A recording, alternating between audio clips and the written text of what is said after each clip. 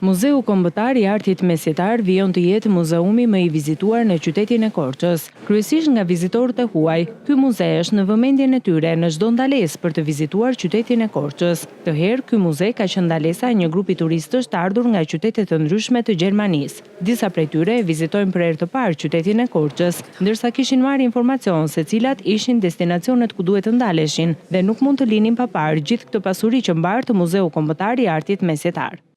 Ne vizitojmë Korçën për herë të parë, qyteti më pëlqeu tepër dhe ky muze që nga fantastik. Ka kaq shumë ikona dhe janë shumë të veçanta. Nuk gjej fjalë ta përshkruaj. Do shkojmë të vizitojmë edhe një muze tjetër këtu në Korçë, pasi mësuam që ka edhe një muze të shkollës së parë shqipe. Kemi mësuar diçka mbi historinë e tij. Gjatë vizitës sonë në Shqipëri, ne jemi ndalur për të vizituar disa kisha. Vizituam gjithashtu muzeun e Onufrit në Berat. Ishte i bukur, por ky muze nuk ka të krahasuar, që nga vërtet i veçantë. Në vendin nga ne vim, nuk ka një muze të tillë me ikona.